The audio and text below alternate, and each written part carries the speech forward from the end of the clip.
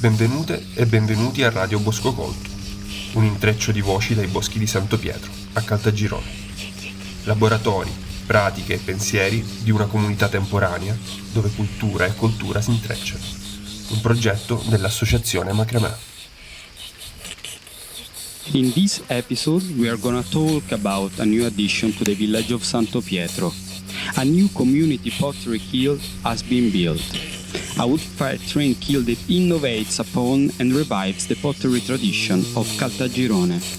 This one is the most efficient wood-fire system in the ceramic sector and, in terms of scale and techniques, the largest and the most original in Italy. To find out more, we speak to Michal Puszczyński, a Polish sculptor, ceramic artist and professor at the Academy of Art and Design in Wrocław. My name is Michal Puszczyński. I'm the artist, sculptor, ceramic artist, and the professor at the Academy of Art and Design in Wrocław, Poland. I'm also involved in designing and building the wood-fire kilns, and in general in developing this kind of technology. I'm very happy to be here. So tell us about this new kiln that you... Okay, so something like, I don't remember exactly 1 year ago, artists who I know from the European Ceramic Work Center, Dominico Mangano, asked me about helping develop some kind of project here.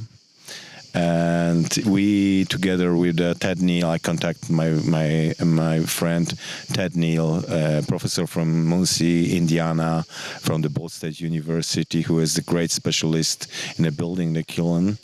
And we developed some kind of the proposal and project to build the train kiln here. Train kiln is combination of kind of two different technologies. It was invented by Professor John Neely like 30 years ago, and is one of the most popular devices for the wood firing right now in the United States, but also in Europe and in other countries, because it's quite efficient, and it gives lots of opportunities to make the wood firing effects and wood firing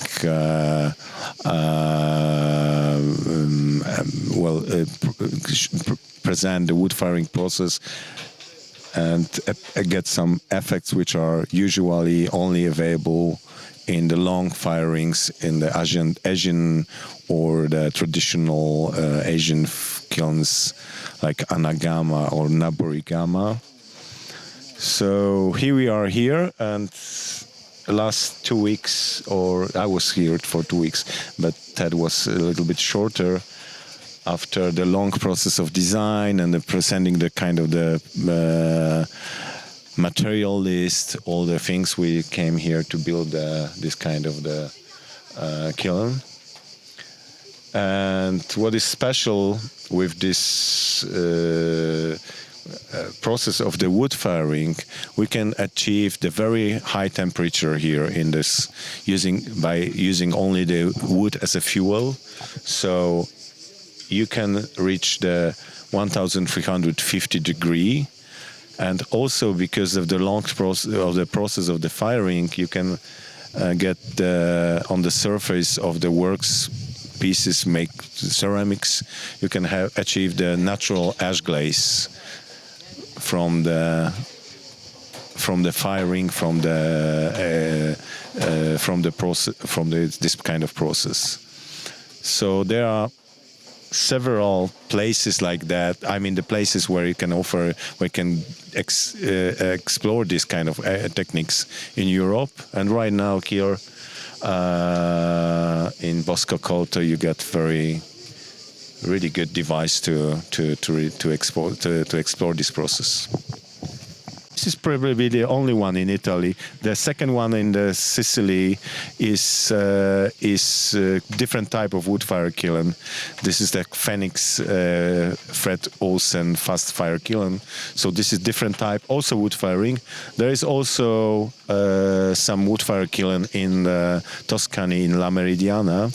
But this train kiln is probably the first in Italy. It's like a second like this built by Ted Neal and me in Europe. I had another more personal question.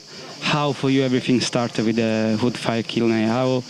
I know it's a long story, but in short. So I'm doing ceramics, and from the very beginning I started in Poland we have this special schools, like high schools, like lycée, or the schools where you can go after the primary school. And I was in this kind of school, so I was 15 or 16 when I started doing ceramics.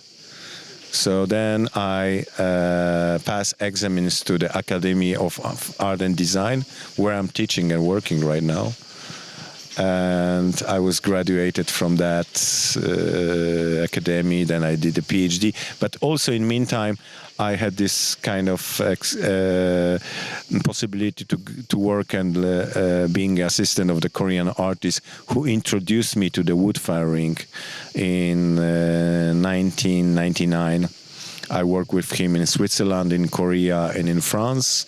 And then I built the first anagama kiln, also wood fire kiln, but the other type in Poland. So I was kind of the pioneer of the wood firing, Asian wood firing in Poland. But I started doing ceramic when I was 15.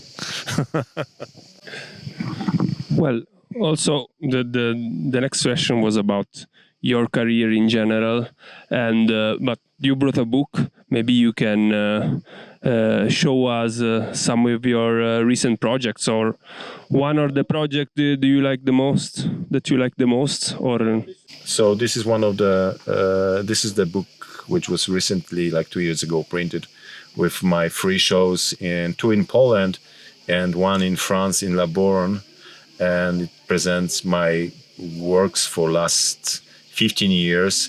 Most of them are wood fired, so they're fired in this kind of type kiln, or even bigger. Some works are fired also in a gas kiln. I work in a big scale with the ceramics, so some of the pieces are really like 2 meters or 3 meters high.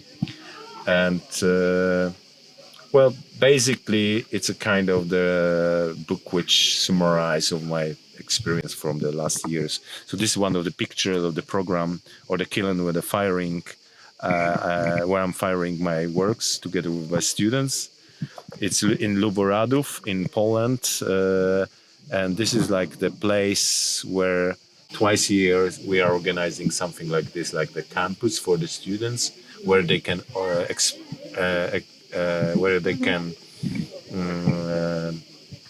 have that kind of experience with this type of technology and this type of the process. After this interview, we will inaugurate this kiln, and I'm curious about the process. So, what will happen after you will?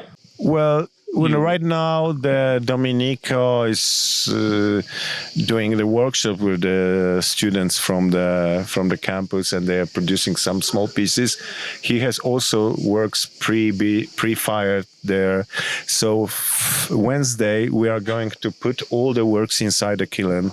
We are going to break the wall, build the wall here. Sorry if I interrupt, but first of all, we have to specify that how much time do you need to light it?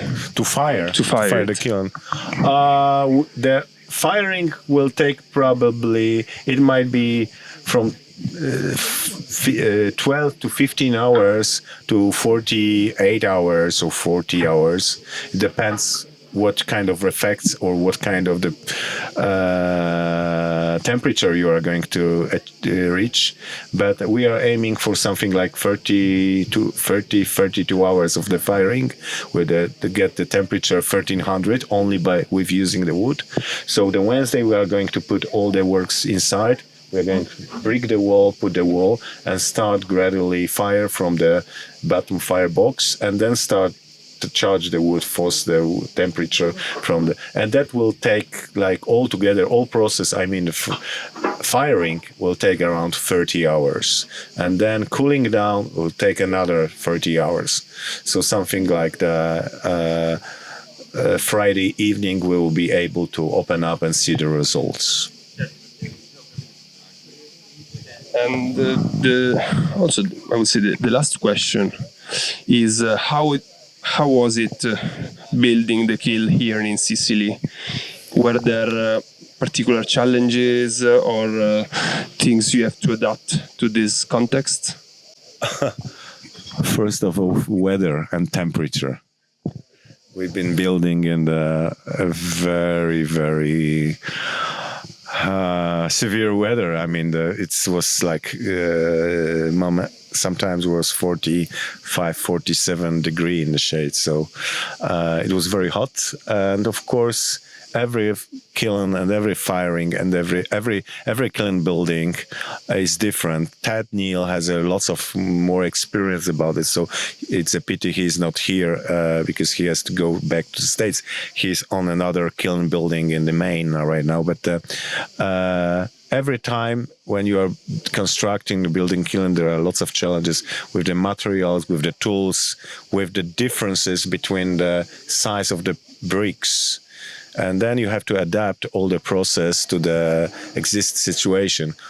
So, yeah, that's a long story. We had lots of challenges, but here we are. Everything is ready.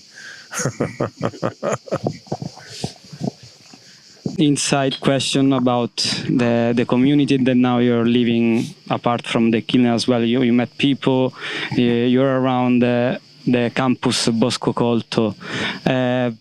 Just wanted to know your outside opinion, seeing the difference, because you started when no one was here, and now and now it's full of people, like a crossroad and 100 people around. Well, I think for me but also for Ted was very interesting experience, because usually this kind of things like constructing the kilns and the things like that, it happens for the people which are involved in the ceramics. This is a little bit different. This is like the more community which is oriented architects or the designers, and this is very interesting for me to see. To think in the future where it's gonna go, how this community will use and this technology. And I have to say, I really like it, because it's like a completely different approach from this what we know from our experience with the art, sculpture, ceramics, and I hope I could be in the future part of this project, because I really like it's very interesting to see how fast this place changed from the abandoned to the really full of life and people, and lots of people are involved. So I hope to come back in the future here, maybe with my students. I'm the professor, and I'm having the MFA, BFA, and PhD students, so maybe we can come back and also do something together with the Polish students here. Thank you, I think, from all of us, and also you and Ted, that unfortunately is not here for the interview, because he had to go in another place to build, I think, another. Yeah, he has to go back. He came back to States, and he's probably next week building another kiln in Maine, in United States. But Yeah, that was really good time for Yeah. us, challenging but great experience. And also he was he was happy like we could do something together in future here. So yeah. Thank you Thank for you so giving much. this gift to Santo Pietro and the community. Thank you so much.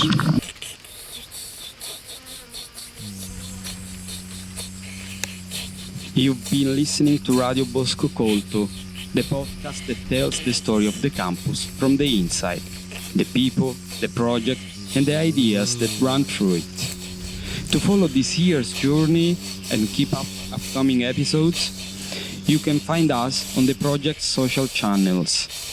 Thanks for listening and see you next time.